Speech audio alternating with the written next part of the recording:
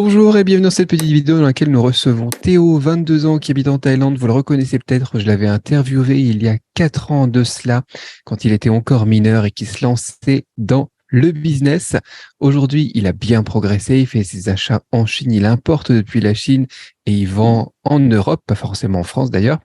Et depuis, il a effectivement fait pas mal de chiffres et surtout, comme en ce moment on est dans la thématique de 1688, les attaches sur 1688 et que toi tu te fournis aussi là-bas, eh bien ça serait cool que tu nous racontes un petit peu tout ça, les soucis que tu as rencontrés, les difficultés que tu as pu avoir et les succès aussi que tu as pu avoir, partager un petit peu tout ça. Donc, mis à part Théo, 22 ans, qui vit en Thaïlande, est-ce que tu pourrais te représenter pour ceux qui ne te connaissent pas, raconter un petit peu qui tu es, ce que tu fais maintenant?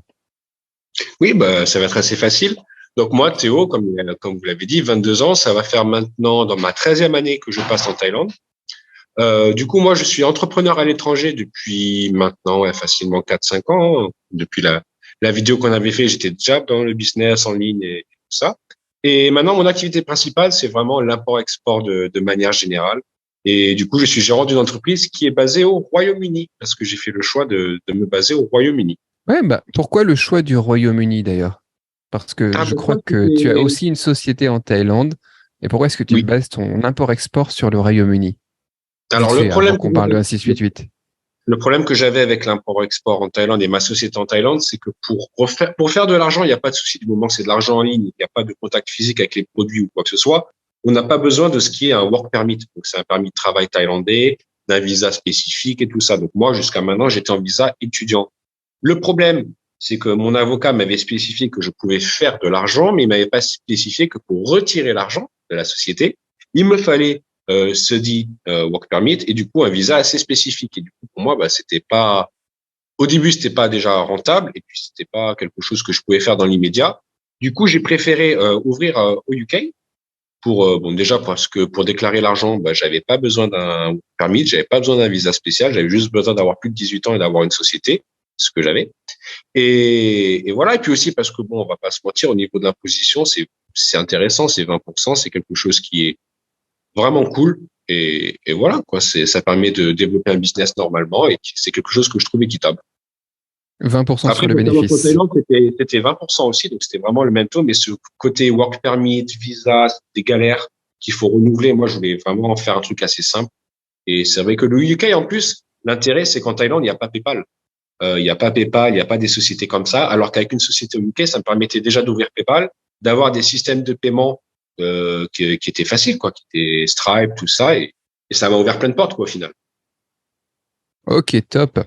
On en reparlera d'ailleurs cette semaine dans le groupe à la création de société, mais du coup, c'est intéressant d'en parler. Je pense on va en reparler. Je sais pas si tu seras là ce week-end, ça serait pas mal si tu nous rejoins Bah là-dessus. ouais, carrément. Et avant ça, on reste sur le sujet d'aujourd'hui. Est-ce que tu peux nous parler du coup maintenant de ton entreprise d'import-export et des produits que tu achètes en Chine en passant par la plateforme 1688?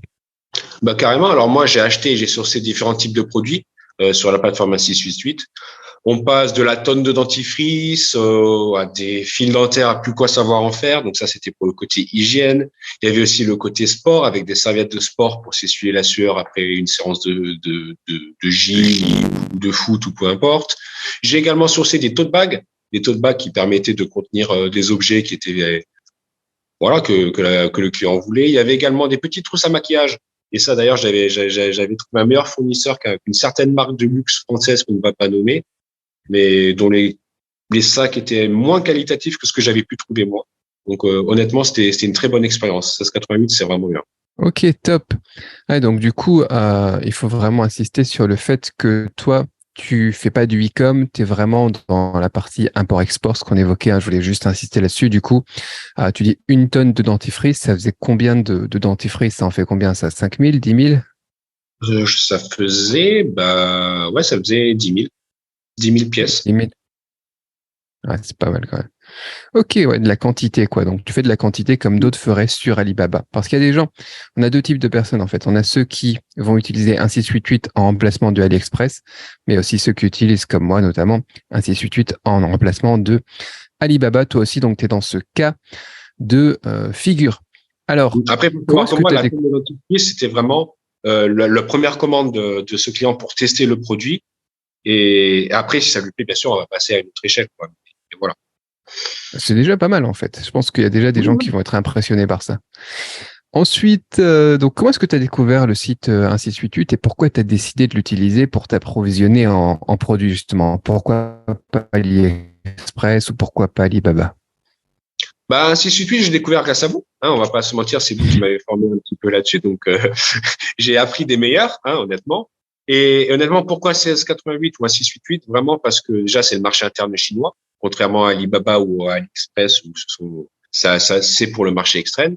Et ce qui dit marché interne dit aussi des prix pour le marché interne. Donc, c'est vraiment des prix qui sont bien plus intéressants. Et bon, il y a eu la barrière de la langue qui était un petit peu compliquée au début, mais sinon, c'est la raison pour laquelle j'ai choisi, quoi, 1688. Après, le problème que j'avais aussi sur Alibaba, c'est que je voyais souvent les produits à des prix, mais ça allait du simple au double et je me disais, il y a aucune logique, en fait. Et je me disais, il y a forcément quelque chose derrière qui fait qu'il y ait des différences telles. En fait, c'est parce que c'est pas le marché final, quoi. C'était juste un marché externe et pas un marché interne. Du coup, ouais, c'est bien, tu parles de la barrière de la langue. Ma question suivante, c'était les défis ou les obstacles spécifiques que tu aurais rencontrés dans tes débuts sur 1688, voire même maintenant que tu en as déjà fait pas mal. Quels sont les obstacles et les défis du quotidien? Alors, premier obstacle de la barrière de la langue, il y a deux choses que je mettrais dedans. S'orienter sur le site, trouver les produits, vu que tout est en chinois, toutes les informations sont en chinois, c'est très compliqué. Et une fois qu'on a trouvé les produits, qu'on a trouvé tout ce qu'on voulait, c'est échanger avec le prestataire ou avec l'agent et avec l'usine. Et là, c'était aussi, bon, pour un produit, le mec parlait un anglais, mais vraiment parfait. Là-dessus, il n'y avait pas de problème. Pour un autre, c'était un petit peu plus compliqué. Il a fallu qu'on utilise des traducteurs à certains moments. Donc, c'était un petit peu compliqué, mais ça s'est fait. C'était largement faisable, hein, honnêtement. Il y a eu aucun souci là-dessus. Deuxième problème que j'ai eu, c'était au niveau des paiements. Moi, faut savoir qu'à l'époque, je savais pas qu'on pouvait avoir un compte Alipay aussi facilement. Je savais pas tout ça. Et du coup, je suis passé par mon compte Wise. Et du coup, j'ai fait un transfert de banque à banque directement en dehors du système de 1688, donc qui est moins protégé. J'étais beaucoup plus à risque au final, mais c'était la solution que j'avais trouvée à ce moment-là, vu que je ne savais pas tout ce que vous saviez sur Alipay, justement. Et troisième chose aussi, le problème que j'ai eu, mais là, ça a été plus tard, c'était au niveau de l'expédition, où bah, j'ai eu un problème avec mon prestataire qui m'avait, je crois que soit ils avaient oublié le colis, soit je sais pas, mais il m'avait expliqué comme quoi, bah, au niveau de l'expédition, il m'avait envoyé un tracking qui apparemment était un faux tracking. Et plutôt que de m'avouer et de perdre la face, c'est ça que je voulais parler, de perdre la face devant moi et me dire, bon, bah, c'est nous qui avons oublié le stock. Voilà, il a préféré trouver une excuse et ensuite me faire la chose. Excusez-moi. Et au final, ça s'est solutionné, ça. Au final, ça s'est su. C'est bon, maintenant, il n'y a pas de souci. Le colis est livré et puis voilà. Ok, ça c'est intéressant. En sachant que l'expédition, c'est généralement une tierce partie. Ça fait plus partie de 1688, ça, la Oui. logistique. Ok. Et donc, là, tu as dit quelque chose de très étonnant. Par contre, tu as trouvé un fournisseur qui parlait anglais sur 1688. Ouais, il parlait, mais un super anglais. D'ailleurs, je les ai ajoutés après sur WhatsApp et le mec, il avait un anglais, mais vraiment parfait. Bah, ça, c'est pas mal. Parce que nous, c'est tout en chinois, traduction, du coup, avec les clients. Et sinon, bah, nous, bon, moi, je parle chinois, bien sûr. Ok. Et bah, ça, c'est pas mal. Donc, du coup, petit bonus, certains fournisseurs en plus parlent aussi anglais sur 1688. Mais que demande le peuple, quoi, c'est fantastique. Ok, t'as fait un compte Wise, t'as payé sur un compte vers un compte chinois. C'est vrai que c'est vraiment génial Wise quand même. Qu'est-ce que t'as fait quand même pour sécuriser ce paiement? T'as payé 100% à la commande, t'as fait comment? Non, j'ai d'abord fait 30% pour lancer Normal. la production. Et ensuite, j'ai fait le reste une fois qu'on avait vérifié que la production était bonne, que tout était OK, que les packaging étaient OK, que le nombre de produits était OK, qu'il n'y avait aucun problème. Donc, on a fait un contrôle qualité, quoi. Voilà. Contrôle Et, qualité, c'est bien. et Ouais, après tu ça, vois, bah, c'est des choses que il faut évoquer parce qu'il y a plein de gens qui y pensent pas à ça. Le contrôle qualité en fin de production avant de lâcher les 70% restants, les choses comme ça, tu vois, ça te paraît logique pour toi, ça te paraît normal et pourtant t'es encore bien jeune, mais quoi, il faut expliquer aux gens ça. C'est important, c'est très important.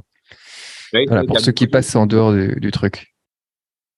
c'est vrai que beaucoup de personnes ne font pas de contrôle qualité et ils se retrouvent à l'arrivée avec des produits soit qui ne correspondaient pas à ce qu'ils avaient demandé parce qu'il y a eu un problème de traduction ou un problème de communication au moment de la commande, soit parce que tout simplement l'usine était de mauvaise qualité, les produits étaient de mauvaise qualité, ils étaient pas aux normes. Soit il y a souvent des problèmes. Alors que si on fait, bon, ça coûte un petit prix, c'est pas énorme. Je sais plus les prix honnêtement, mais c'est pas énorme, et ça vaut le coup, quoi. Ça permet de tellement se sécuriser l'esprit et pas avoir de problème, quoi. Ouais, une inspection qualité, moi, en moyenne, c'est entre 200 et 500 dollars. Ouais, On va dire ouais. 300 en règle générale. C'est rien, surtout si par exemple tu es sur une commande de 10 000 pièces, à la C'est pièce, ça. en fait, ça revient à rien, quoi. Tu peux pas. Ouais. Voilà.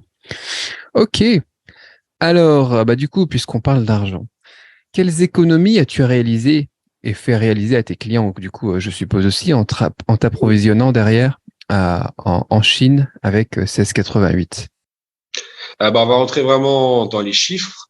Pour ce qui était du dentifrice, c'était 20% en moins par dentifrice.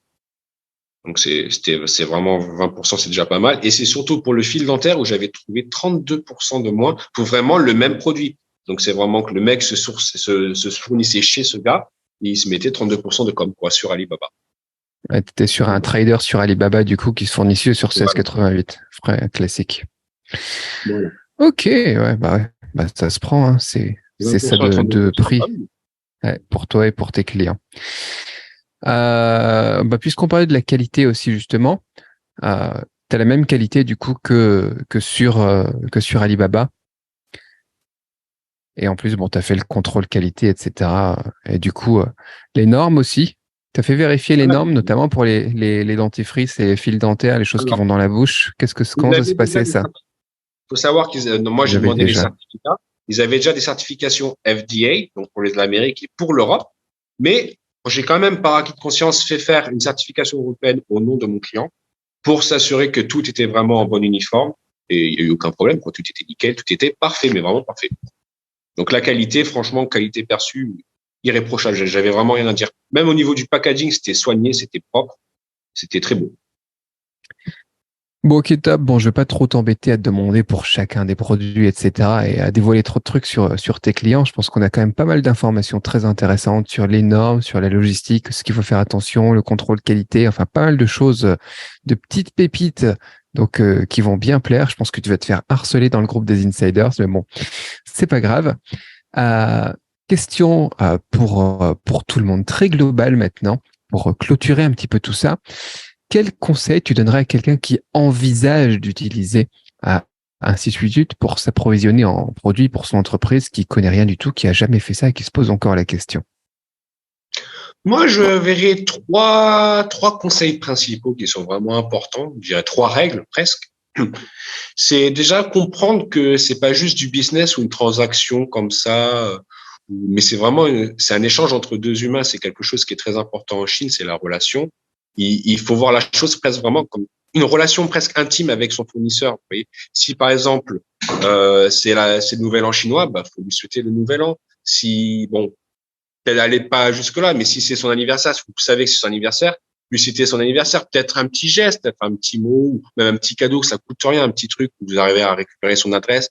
Mais c'est vraiment la relation qui est très importante, être poli, être compréhensif, ne pas les vexer parce que si jamais ils sentent qu'ils sont vexés ou qu'ils perdent la face, comme pas mal bon, en Asie c'est comme ça, ils peuvent prendre mal les choses. Donc vraiment prendre la chose à cœur et pas juste voir la chose comme bon ben il va me faire mon produit et puis je vais le payer puis il va être content, quoi. C'est pas comme ça. C'est vraiment une relation intime, presque d'ami ami, quoi. Et c'est très important. Deuxième chose, ne pas montrer que vous êtes un débutant et pas tout laisser reposer sur lui, quoi. Si vous arrivez et que vous lui disiez bah, je veux des fourchettes en plastique, juste comme ça, bah, le mec, ok, bah, il va faire son mieux pour trouver si jamais il a vraiment envie, mais ça va pas lui donner envie. Puis il va sentir que vous connaissez pas, vous y connaissez pas, quoi. Vous êtes pas assez précis sur la chose. Faut vraiment donner des détails pour qu'il sache vraiment ce que c'est et qu'il voit que vous y connaissiez, parce que sinon il va se dire bon, le mec s'y connaît pas, bon, je vais essayer de trouver, mais bon, je vais peut-être quand même rajouter un petit peu de prix parce que il a pas forcément idée des prix. C'est comme ça qu'il va voir la chose. Donc, faut vraiment essayer d'être le plus pro possible, avoir le plus de détails possible et pas trop compter sur lui. C'est pas votre agent qui va vous faire votre business, hein, faut pas oublier ça. Donc, faut que vous ayez vous votre idée de produit, savoir ce que vous voulez précisément et bien lui dire les choses clairement. Ça, c'est quelque chose qui est très important. Et enfin, troisième chose, c'est quelque chose que moi j'ai appris du coup sur le tas, c'est être au point au niveau des systèmes de paiement. que ce soit Alipay, que ce soit tous ces trucs comme ça, c'est super important parce que c'est de la sécurité.